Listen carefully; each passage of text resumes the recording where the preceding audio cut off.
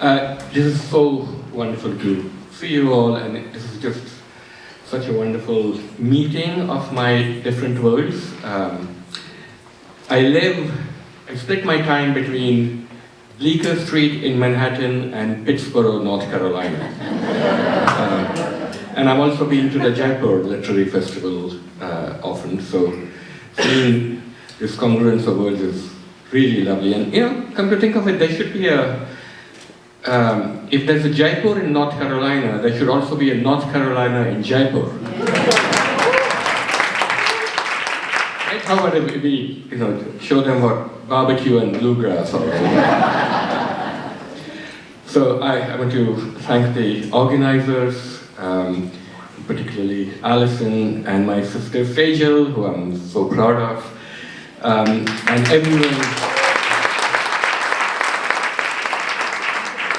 and everyone who's really worked so hard to bring us together this evening for the first of, I hope, many, many literary festivals in this wonderful state.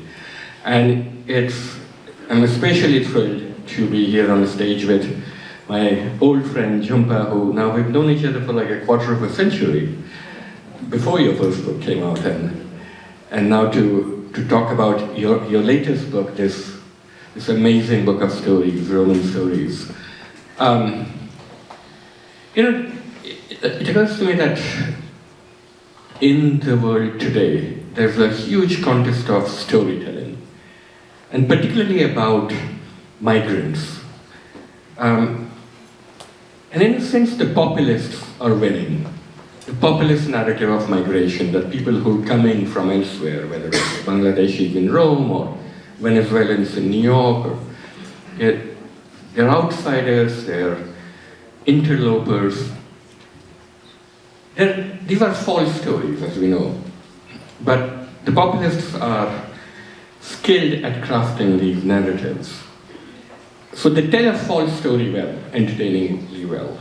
And the only way they can be fought is by telling true stories better, which is what we do as writers. And I was struck by this book. In all your work, you look at immigration. In your earlier books, immigration in the US and Rhode Island and New York. And, for the last 13 odd years, you've been living in Rome with your family. When I go to European cities, so I go as an American tourist, but then I also see something which other tourists might not see. I see the Bangladeshis selling flowers. I hear the languages of the subcontinent. I hear young Pakistani boys doing deliveries. And reading this book, it really brought home to me how much immigration has shaped contemporary European cities like Rome. So was this something you noticed immediately in your first trips to the city, or did this come about gradually, the realization that of this whole other layer of the city? Thank you for that question. First of all, I would just like to thank everyone, all the organizers, for bringing me and my husband here to North Carolina. It's my first time in the state and my second time at Jaipur, or displaced Jaipur, wonderfully, beautifully displaced Jaipur. I'm all about generative displacement, as you know, so I really admire these efforts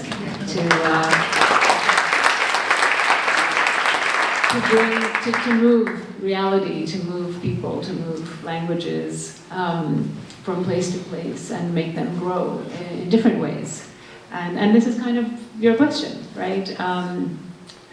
Part of your question is, yeah, so I did. I mean, as soon as we moved to Rome, this was in 2012, and one of the things that immediately struck me was that it was the only place anywhere that I was suddenly using all three of the languages that I speak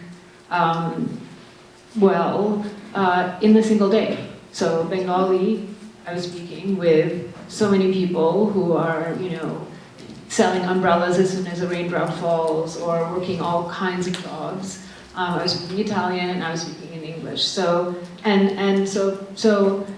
this was, so of course I was drawn to speaking in Bengali with people. I would hear them, and I would say, oh, and we would have a conversation. And I was particularly interested in what took them to Rome, and not only not what took them there, because it was fairly obvious that they, were looking for work and ways to support their families, but how they were doing, because my sense was that it was a kind of invisible layer, as you say, of Rome, and not very many people were focusing on a growing population and a second generation that was being raised and educated in Rome. And I think that in those in these past 12 years that I've gone to know the city and lived in the city, there has been a little bit more attention, but still, so much is happening sort of under the woodwork,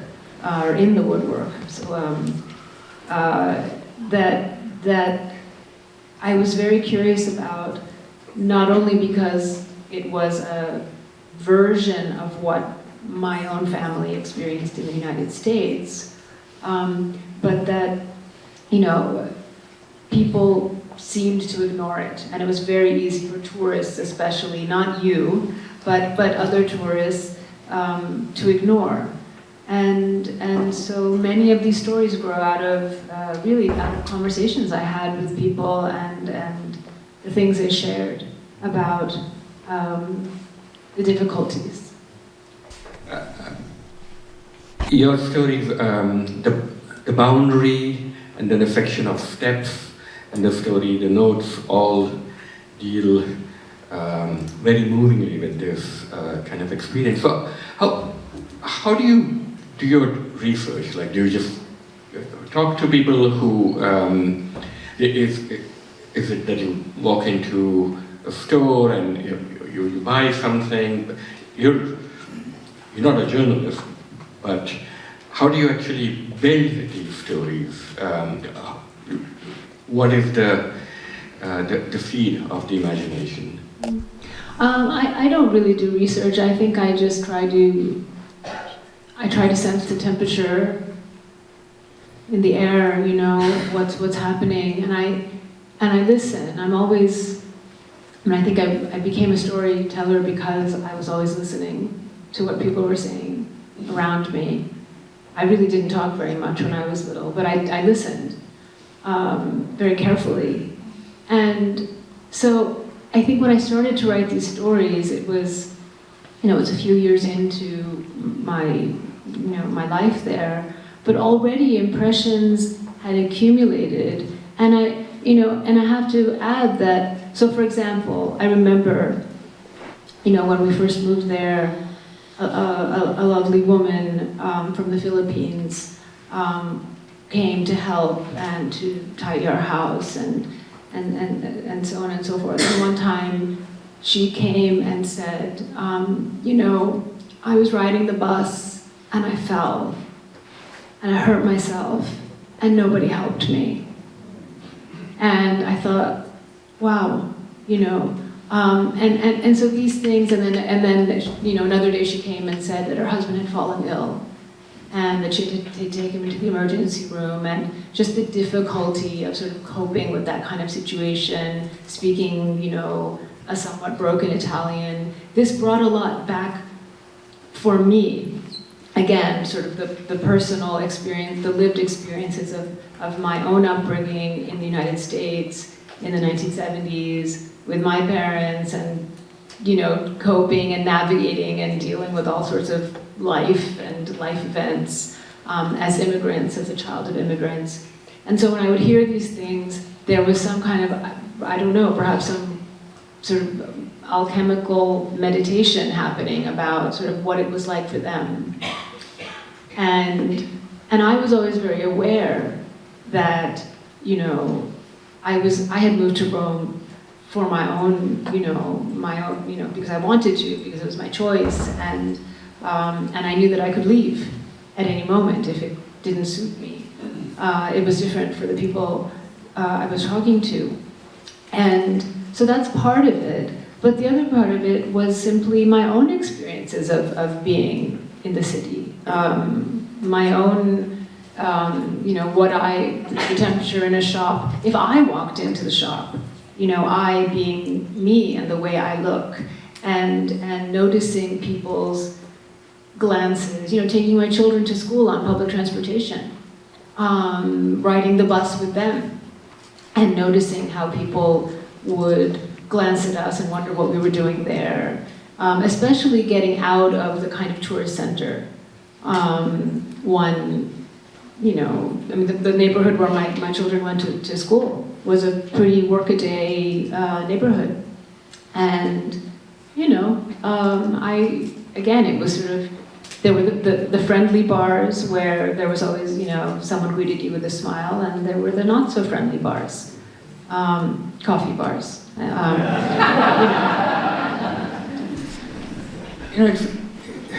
It's really incredible how much immigration has shaped our worlds, and not just our big cities. So when we moved here to Pittsburgh, we had a sudden craving for Chinese food, like Sichuan food particularly. So I found this place, it's called Chatham Square, it's not too far from here, which has a Sichuan restaurant with a guy making hand-pulled noodles, next to a Himalayan Nepali momo restaurant, next to a Salvadoran pupuseria, next to an Iraqi bakery where the woman in hijab makes delicious bread, she puts it out of the oven, next to a Bengali sweet store where this guy who's a white American man who makes Bengali mishki doi and sweets. And this is all within the same strip mall, and across the street from the strip mall is a Patel Brothers and an African grocery. So, this kind of diversity is here to stay, and even in the mid-sized and smaller cities, and even the rural America. You live in Rome and in New York. How do you find, are there differences in the migrant experience between these two cities? Well, yes. I mean, I think, immigration to Europe in general is much more recent. Certainly immigration to Italy is a relatively recent phenomenon.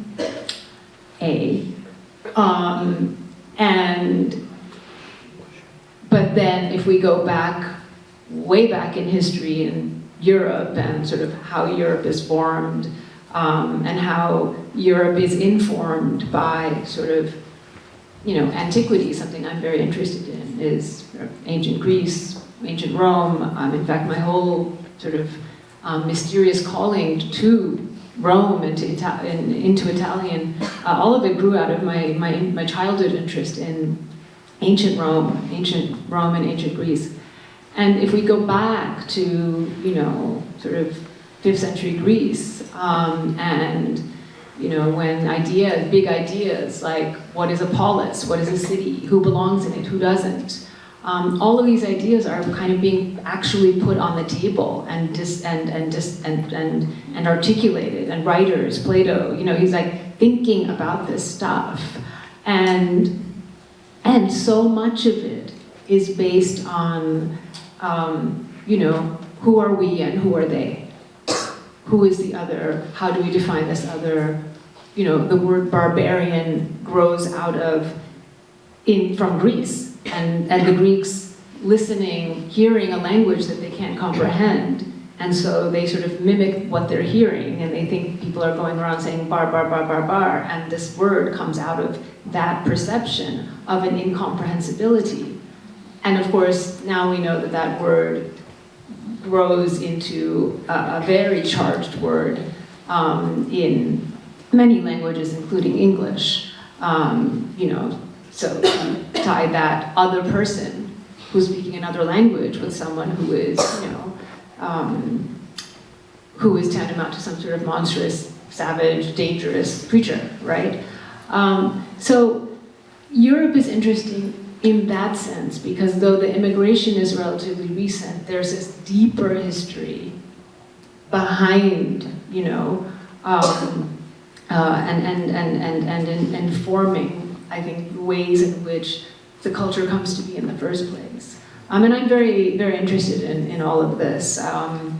But to answer your question, I think, look, I'm also interested in mythology, and there's a lot of mythology circulating, right? So the American mythology is, well, everyone comes, everyone can become American.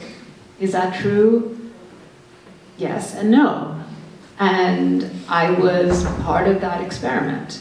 My family and I were part of that experiment. We came to the United States, we kind of became American and kind of not. And there are certain ways in which we were able to become American, certain ways in which we weren't, certain ways in which my parents didn't want us to become American. You see, so it's a very nuanced situation and very individual experience for each person and for each family and for each set of parents and their expectations and so on and so forth.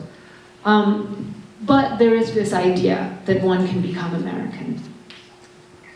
What my impression of, now living in Italy for as long as I have, is the idea of becoming Italian is much trickier, okay? Because the definition of who is Italian is much narrower.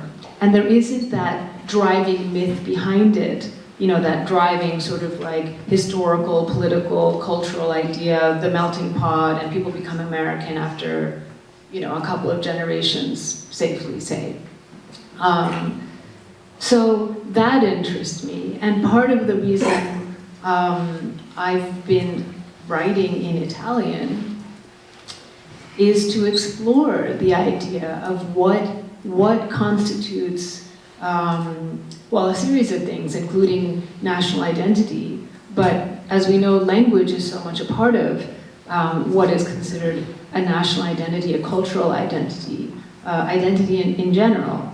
And so, many of these characters, for example, I don't name them, right? And part of the reason, many people have asked me, well, why don't they have names? And part of the reason is that by taking away the name, it's much more ambiguous who is quote unquote Italian and who is not Italian. Because of course everybody is both inside and outside.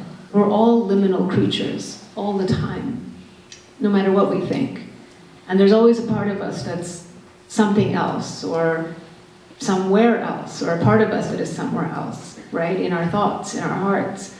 And so I think that's a big difference. I think that's one big difference. Still in the United States, touch wood, if you're born here, you become a citizen. That's what happened to my sister, who was born in the United States.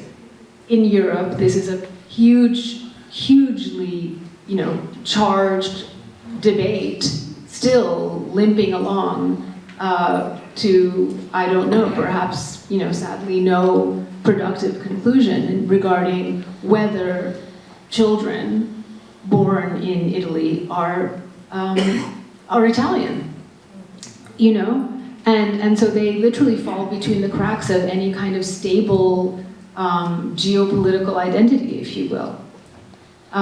So these are the questions that I think, are distinct in the European sphere.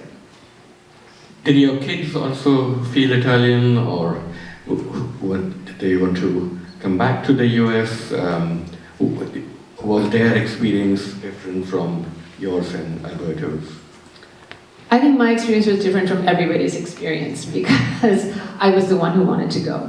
I felt a calling toward the Italian language. That calling led me, inspired me to move myself and my family, my then young children, to a place they had no particular interest in. They didn't speak the language. My husband didn't speak the language.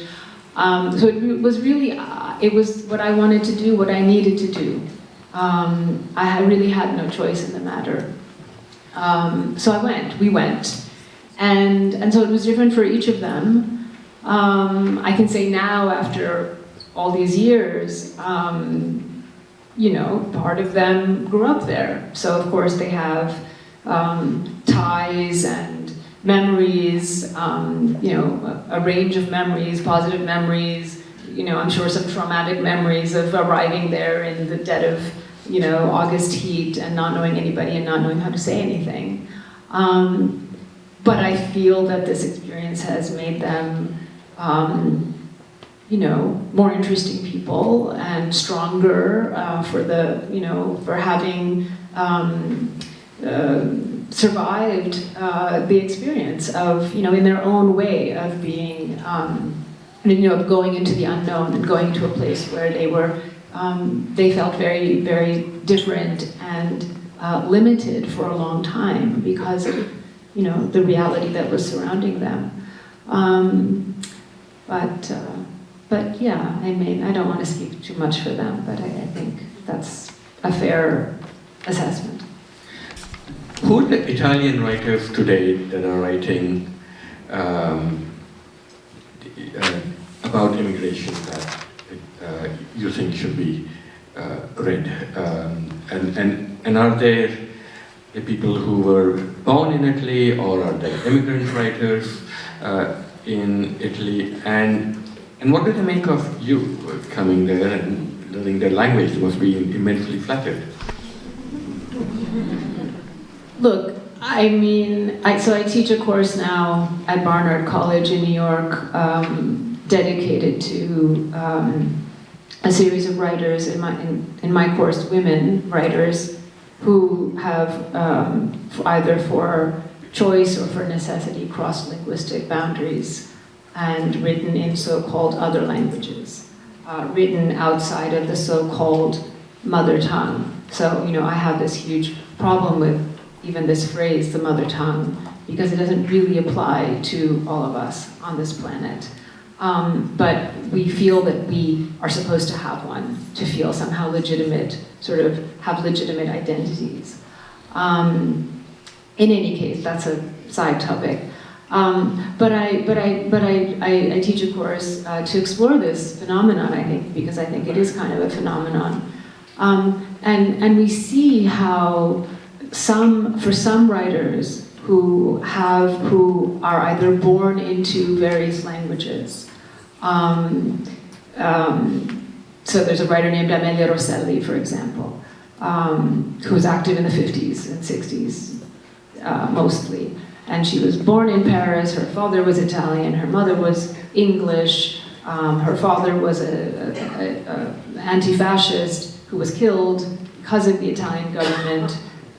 She was raised then in the United States, in upstate New York, and then eventually she ends up going back to Rome anyway, and lives and writes in Rome. So she writes across these three languages, but mostly in Italian. And her writing activity was really, you know, I mean, people kept trying to figure out why she wrote this strange, even though she was Italian. I mean, she was half, her last name was, you know, Italian, father's side is fully Italian, and yet she wasn't fully accepted, and it was partly because her language wasn't considered properly Italian. And part of that was because she didn't go to school in Italy, and her formation wasn't Italian. So she had a strange other formation where she was also reading Sylvia Plath, and she was also reading Walt Whitman in school and other authors who were going into her, you know, into her circulatory system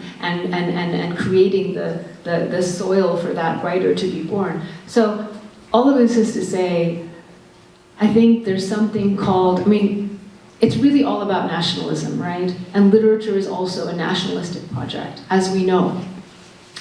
And especially in places where nationalism is front and center. You know, so what is our literature? And what is, you know, foreign literature? So if you're asking about, how my work has been perceived in Italy, I mean, that everyone has an opinion, but I think in general, look, I wouldn't have come as far as I have in Italian if doors didn't keep opening for me, right? And they did open for me. I started, I ventured into Italian, expressing myself in Italian. There was a weekly news magazine in Rome called Internazionale. They said, let's see where you're going with this, and they started running the pieces, and then those pieces gathered together and became my first book. And then, my editor, my Italian editor, was incredibly curious about where I was taking this, and he supported me and allowed me to cross that border. Now, you cross that border, and some people will say you're trespassing, and some people will say, welcome, but do you have your papers? And that's the reality, I think, that's been the reality for me. As for your other question about, who is writing about these kinds of experiences, again, you say, oh, are they writers born in Italy or outside? So a writer, who is also my friend, but a very important writer today, Ija Bashego, is Roman. She was born in Rome, she was raised in Rome, but she's from a Somali background. And it struck me when I moved to Italy and people would talk about her, and they wouldn't call her, they would say, oh, that's Somali writer. And, and then I would look at her biography and I would say, but she's born in Rome. She went to, she's Roman, of Somali background. Just as I am, was raised in the United States of Indian background, right? So, again, it's a lot of labeling and categorizing and false conceptions and these are all of these things. All of this is part of the reason why I'm trying to get out of all of this. Do you see what I'm saying? To be able to learn a new language, express myself in a new language, one that is not, so many people ask me, well, why are you writing in a language that has nothing to do with you? We get asked this all the time. Why aren't you, well, you could have written in an Indian language. That has more to do with who you really are. And these questions really just complicate the problem for me in really, I think, interesting ways and stimulating ways to think about why people think this way. It's really interesting to me and often infuriating how much labeling goes on with writers, like these bookstores with these, ghettos of Asian American writers, Black American writers, Latino writers. I once walked into a Barnes & Noble in New York and I asked for the white writers section. And they were kind of mystified and said, oh, that's just fiction.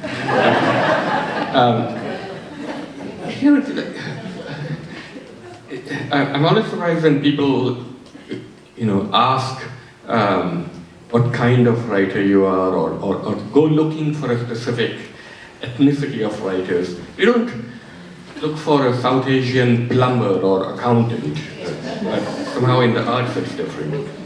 But for you, you said in an interview that you started writing in Italian really by keeping a diary after a locksmith in Rome ripped you off, and you started writing this diary, and so it was a very personal beginning to this adventure. And then so you also translated this book, some of the stories in this book, along with another translator. And so what's that experience like of translating it into English? That is, when you think of the stories, when you're at this point you must be thinking in Italian, and then, so tell us about the experience of translating it into English. Well, I think I've always had these different parts of me, right? I think many of us do. And so, in a way, it feels very natural because I've always felt that another part of me was always inhabiting whatever part of me was ostensibly asked to, present myself to any given situation, right? So if I were, kind of at school as a child, that part of me had to be on, and I had to speak English, and so on and so forth. But I knew there was this other part of me that was kind of, you would switch that off, and then the other one. So, I grew up that way. I don't know any other reality. I've never had just one switch to my existence. I've always had two. Now I have three. And I think that this is actually the way most of us are in general. But in some cases it's a little more articulated because it also manifests in terms of language and culture and place. But to translate myself out of Italian, a language I learned as an adult and learned to write in as an adult, into English, a language I learned as a child and learned to write in when I was younger and a younger adult. I think the experience is, a clear reminder that I have no legitimate claim to any language. And I think that once I realized that, and this was one of the big illuminations of when I moved to Italy, and moved to Rome and found myself every day speaking in Bengali, in Italian, and in Rome, and in English, I realized none of these languages was mine fully. There was always some part of me that was on the outside and remains on the outside of each of those languages. I mean, when I think about English, I speak it, I was educated in it, and learned to write and read in it, but it was also a language in which, it was so clear growing up in this country, sort of with parents who spoke English with an accent, what that meant. And it was so clear as I grew older and realized that my parents had grown up in British India, what that meant. You see what I'm saying? So I could never have a total relationship with English. It was impossible. Nor could I have that kind of relationship with Bengali, my so-called mother tongue. Though some people, it's interesting when people introduce me, they say, her mother tongue is English. Really? But people think that because I write in it. And people think, if she writes in it, that must be her mother tongue. This is fascinating. So with that language too, I have the obvious limitations because I'm illiterate in it, first of all, largely illiterate, and I was never educated in any way, in any form. I have no formal understanding or appreciation of the Bengali language. It's my family language. And in Italian, in some sense, in Italian, oddly, in these past 12 incredibly accelerated years of my life, I've developed the most comprehensive relationship I have had to language, because not only have I learned the language to the point where I don't even think about it anymore, it's just sort of part of me, a physical part of me, as well as an intellectual part of me. But because I also went out of my way to not get the proper Italian literary training that I would have gotten if I had been born and raised in Italy and gone to proper Italian high school and so on, but I did a version of that. And so I have a sense of sort of, Italian literary history works, I have a sense of the terrain, and my writing comes out of that. My Italian writing comes out of my reading of Italian literature, my reading authors, by translating authors. So it's strange. It strikes me. It strikes me that it's in Italian that I seem to have the most comprehensive. But of course, I'm absolutely an outsider in that language, and every other time I'm introduced on stage in Italy, the introducer will say, well, Jhumpa Lahiri for the past writes in our language. And every time I hear that, I say, really? So it's your language, but not my language, even though I write in it. But that's the reality. That's the reality. You know, I grew up in India until I was 14, and growing up in Bombay, we always grew up in a multiplicity of languages. I spoke Gujarati at home, English and Gujarati in my school. My school was actually both, it taught students in English and Gujarati, and our parents were careful to send us to the English medium school, so we would learn the language of power. But we would all, as kids, jabber away in Gujarati and Hindi, and I remember my 8th grade teacher, Miss Lakrewala, screaming at us when we were speaking English. Gadera, English ma bolo ne, pujai se. Donkey, why don't you speak in English? It's an English language. So the great poet A.K. Ramanujan, translator, he once posited this theory of languages in India, which was like a house. There was a language of the backyard that the servants spoke in. Then there was a language of the front yard, which he was a Tamil living in Mysore. The language of the front yard was Kannada. And the language of the house, because they came from an elite Brahmin family, was English. So all these three different languages sort of coexisted, and as Indians, we always grew up balancing these languages, learning what to speak, where and how. And I'm wondering if this is, it should be seen as an asset, not a liability, and this incredible freedom that you now have to write almost different parts of yourself in different languages. So how much does Bengali still occupy a part of your various selves? You do still speak to family in Bengali? Yes, I do. I speak to my father, who's still, my mother died a few years ago, but I spoke to my parents in Bengali all the time, to all of their friends. I was raised in a broad but very tight Bengali community in New England. People whom I called my aunts and uncles, though we had no blood relation, but I knew them and they knew me better than my, in some sense, than my real aunts and uncles in Kolkata. And so, of course, I was raised, and my parents' entire social life, all of their meaningful interactions, both in the United States and, needless to say, in Kolkata, were unfolding in Bengali. So, it was the first language I spoke until I was sent to school.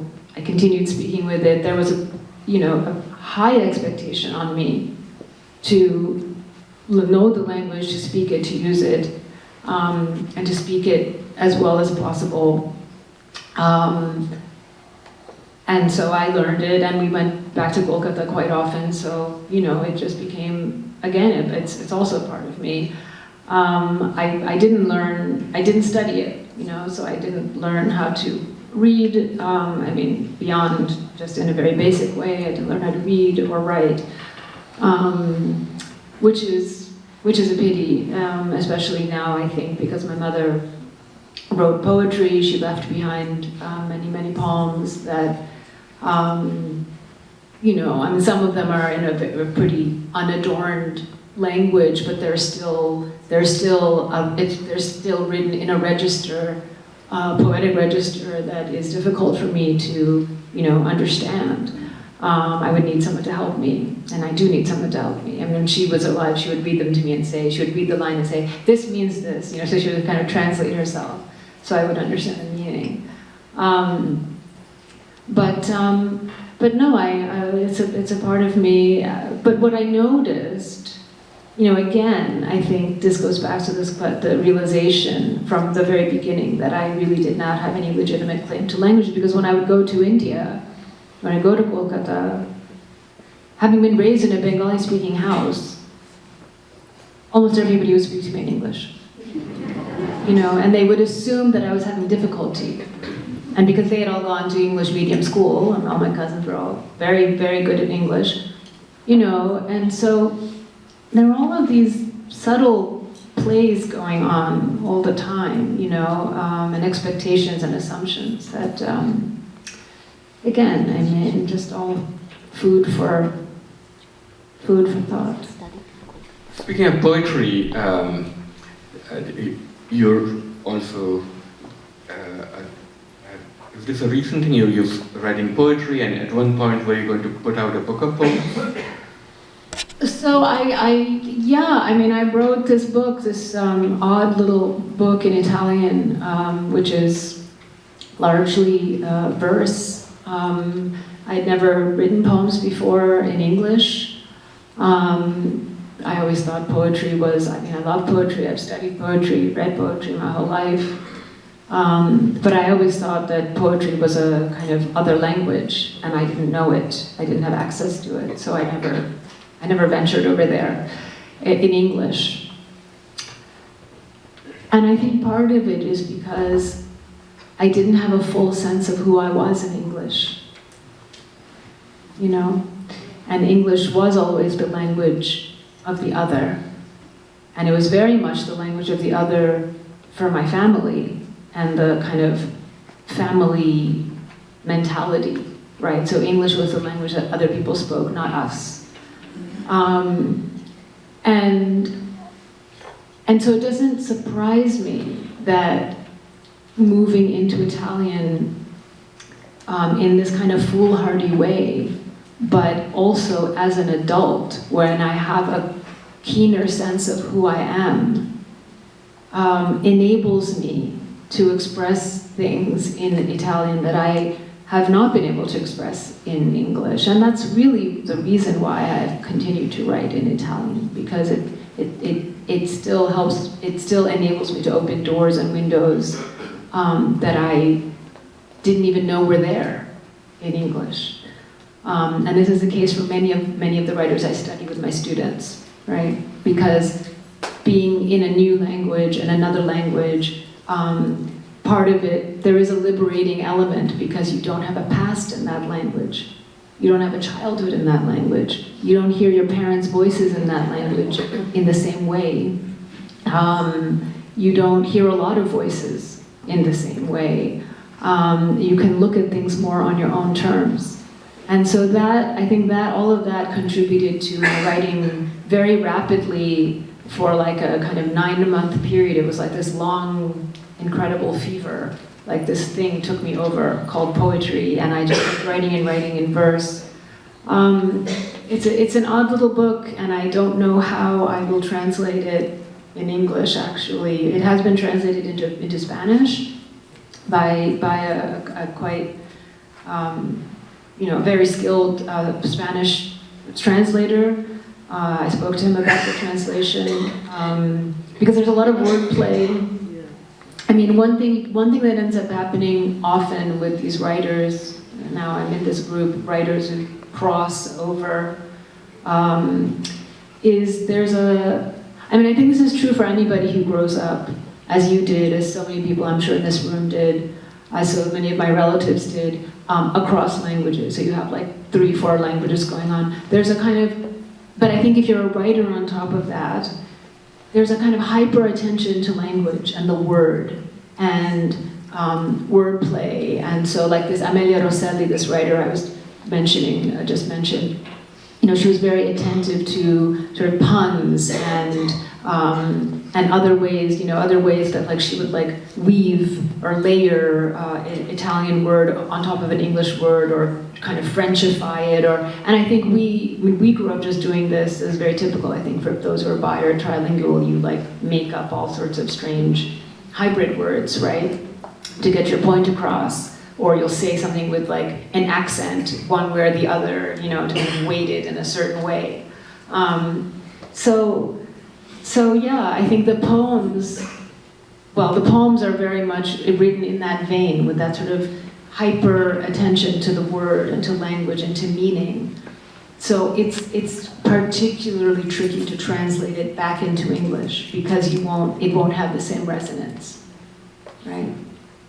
Well, I certainly hope we get the opportunity to read your poems in English, because I can't read it. What do we have to look forward to from you next? What will it be? Prose, poetry, essays, and in which language? Well, I have two things happening right now. One is moving toward conclusion very slowly, and that is really the project of a lifetime.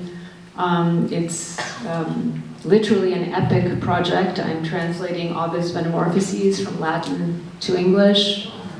This has been going on for almost 4 years, and I've been working, it's a co-translation with a classicist colleague at Princeton University named Yelena Baraz. And I think it will be the first co-translation by two women of Ovid's greatest work, all about transformation. And an added detail is that Yelena is Russian, so Russian is her first language, was her first language, and so English is neither of our first languages. And so we bring a lot of languages to the table, and then sort of focusing on Ovid's Latin text and the English, which is the end goal, to render the poem into English. And it's 15 books, 12,000 lines of Latin hexameter. It's a big task, and this is a text. This has been a fundamental. If I have any kind of sacred text, as an atheist, I say, if I have a sacred text in the world, it is that one. A text that has been guiding me and illuminating me and helping me to sort of live, understand life, what it is. It is that one. So it's a very meaningful project on many, many levels. So that's the next thing that should appear. I hope in a couple of years it will be ready, because there's not only the translation to sort of finish. I mean, it is to finish to our satisfaction, which means just endless revision, but also paratext, introduction, commentary, notes, so on and so forth. Anyway, so that's the thing I'm finishing, and then the thing I'm just launching is I think what will be a novel of some sort, and much of it is growing out of my translation work of Ovid. So it's that work, that transformative work, literally transformative work, which has enabled me to think about this new sort of more imaginative project. And much to my surprise, because once I started writing in Italian, again I found myself in that same place of binaries, and people kept saying, what language are you going to write in? Is it going to be English or is it going to be Italian? And and this took me back to like when I was like a girl, and people would say, who are you going to marry? Are you going to marry an Indian? Are you going to marry someone?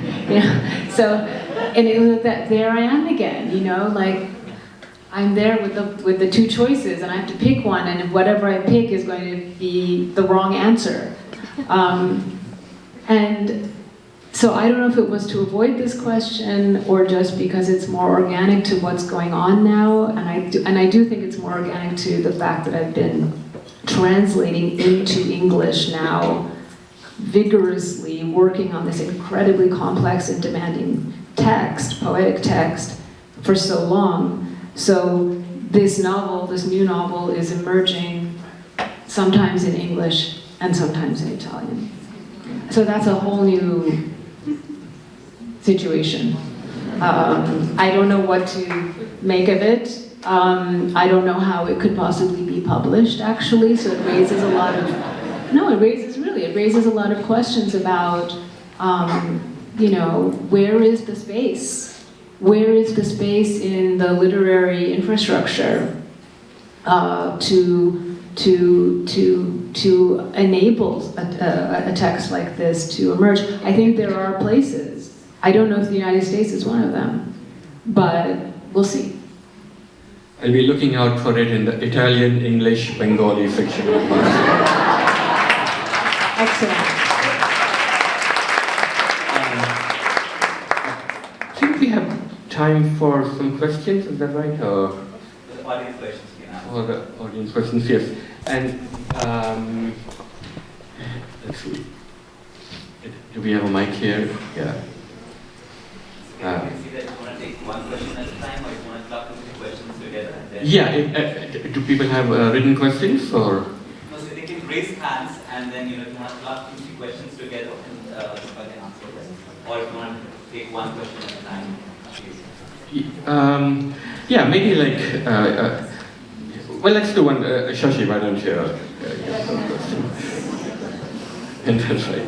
So this has been such a fascinating conversation. I couldn't resist asking Jhumpa a couple of things. And first, of course, the Bengali who comes to mind, who wrote in two languages, is the great Gurudev himself, Rabindranath Tagore. But he didn't write the same things in the same language, right? He wrote his novels all in Bangla. He wrote his big intellectual speeches and his plays in English, and he wrote his verses again in Bangla. You've been working in the same medium in two languages, in both English and Italian. I'm just wondering how, whether it ever occurred to you to do things differently.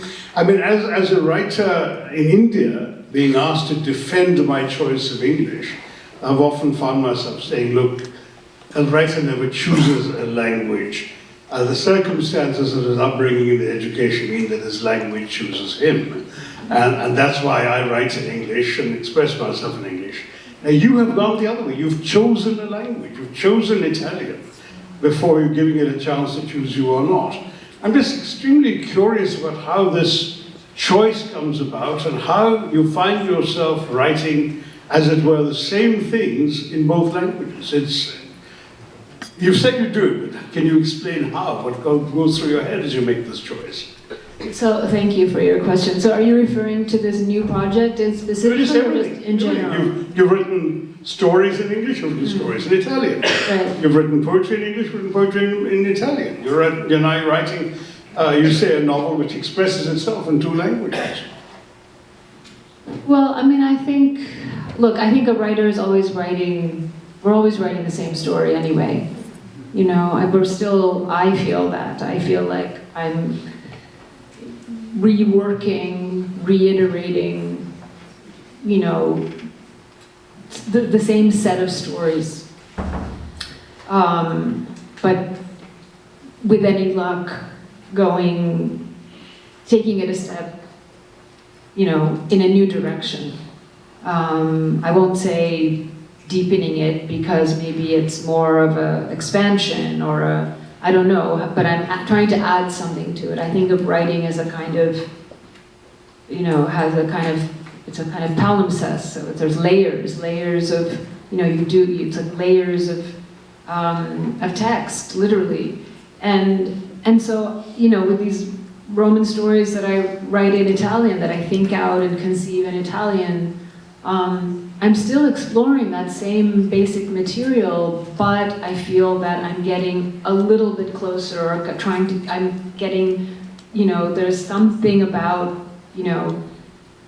hitting it a little bit closer. And I think the reason at least I keep writing, is that I never feel that I'm hitting it where I need to, but I'm almost. And so if I try it one more time, I'm going to get where I want to go. And that's what's pushed me my whole life from book to book, because I don't feel fully satisfied with with the way it ends up. I mean, it has to end up somehow, it does. And then it goes out of your hands and it becomes a book. And, but from the creative point of view, I feel like, but if I had just gotten it a little bit more in this direction or that direction. So I think the Italian is a tool to get me to think that it's coming slightly more into focus. And I think it has done that. But I think your example is interesting. I've never thought of arranging my output, my production across in terms of sort of genre, language determining that. That's not something that had ever crossed my mind. Another question. Maybe someone in the back. Who's in the last row? I'd like to. They always get it. So the person at the end.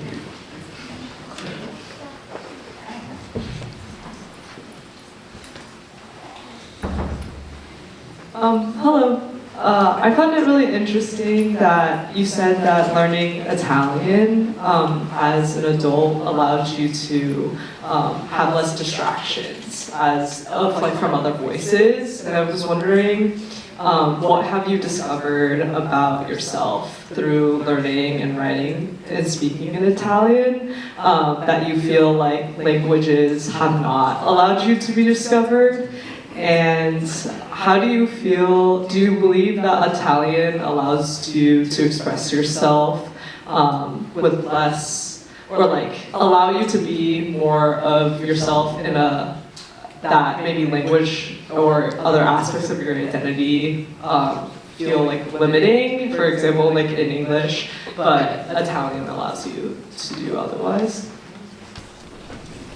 Thank you for your question. It's a very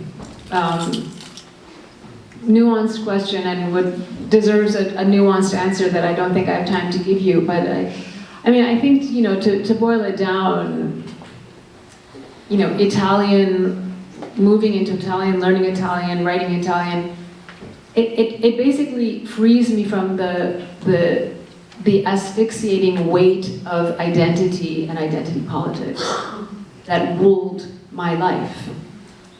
And to be able to step aside from that, to be able to think about myself as a human being, who flows in and out of identities, who's a mix of identities. Every day is a different equation. It's not always, it's a mix of sun and clouds, but and it's shifting. It's literally like sun, clouds, and that's me. And that's always been me. And I think that's a lot of us. But I think identity and everything that grows out of who are we and who are they, right? Going back to these sort of very ingrained notions, at least from the Western philosophical tradition, but I think also we see in, other countries that aren't the direct fruit of the Western philosophical tradition. Is so much about that, and I felt that my entire life was ruled by,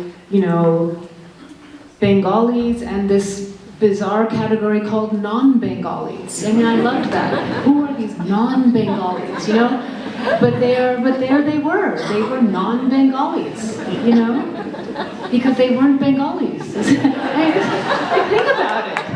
There was like a whole word, and this was like a very everyday word on our kitchen table. Oh, they're non-Bengalis. And, a host of impressions and, and implicit judgments that accompanied that word. So, and I understand the impulse in human nature to create the boundary and say, we are Bengali and the rest of the world's population are non-Bengalis, or we are Greeks and they are the barbarians. I understand intellectually why that comes to be, and I think we've been studying and scratching our heads for centuries over these very questions of who are we and who is the other and how do we define this. But learning Italian, to go back to your question, enables me to do a complete sort of reset and align myself with people, with writers, with thinkers. So if you want to think of a philosopher like Derrida, who grows up as an Algerian Jew and has a highly charged relationship with French, with Arabic, with dialect in Algeria, and trying to understand how he can, have any claim to any of these languages, because in some sense all of the languages are prohibited to him, right? So to think about these kinds of examples has been really eye-opening to me in these recent years that I have moved into Italian, because I have really pushed the boundaries of, I think, what is expected and at times what is acceptable of people, but especially of writers. Because again, I think writing is often a nationalistic project, and people want to claim the writer and say, oh, well, she's an American writer, she's an Indian writer, she's an Indian American writer. Well, guess what? There's more than the obvious categories to all of us. And I think it's so, to me, moving into Italian helps me to literally to sort of set all of that aside, because it governed my day-to-day existence and my sense of myself and my sense of self-worth for as long as I can remember.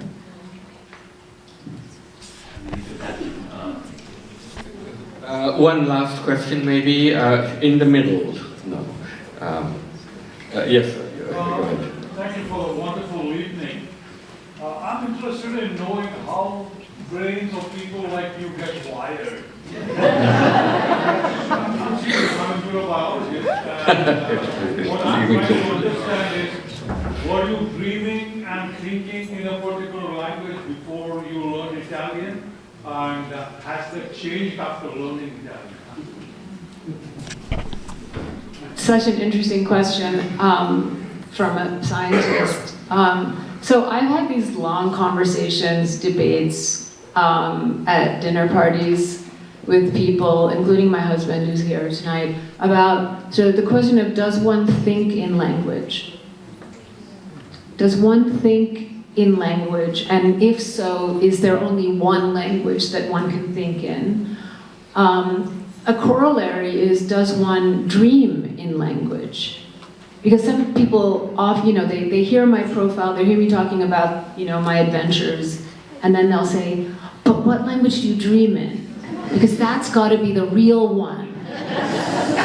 And it ties into this very interesting idea, a thought-provoking idea. That's not my idea. I attribute it to a critic, a thinker named Yasmin Yildiz, who does a lot of work with Turkish immigrant writers in Germany.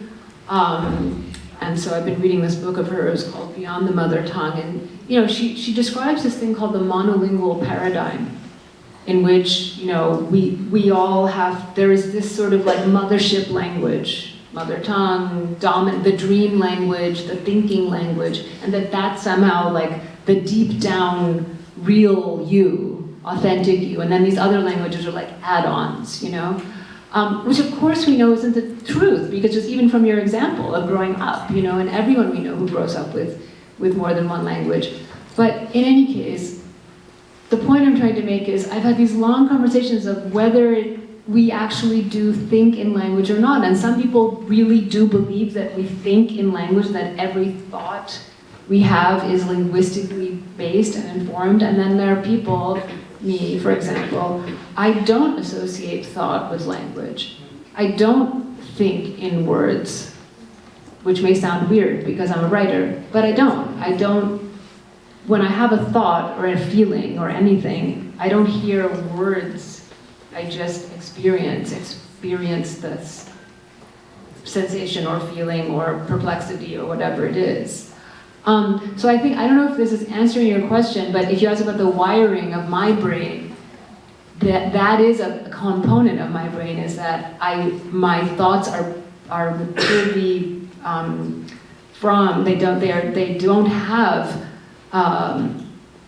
any specific linguistic reality. And maybe that's why I mean, I think there are two reasons why I was able to move into Italian the way I did. One is maybe this aspect of how I think, but the other is that because English never felt, because English was ostensibly, the language of my formation, my education, whatever, my literary formation as well, but because it never held that all-encompassing importance or centrality, how could it if everyone else in the world was a non-Bengali, right? So, I mean, if this was my reality, that created this sort of space, right, that allowed me to, in some sense, jump ship from English for a while. And I stopped reading in it, I stopped caring about it as a language of, I stopped reading English newspapers, I stopped reading, and people would come up and think, you're not reading the New Yorker anymore? I mean, with all due respect for the New Yorker magazine, how can you not read the Times? I mean, because all of these things are like cultural, and I was like, I read Italian newspapers. They have magazines, they have newspapers, they're different. They have different people writing in different languages about the same nightmare Earth we populate.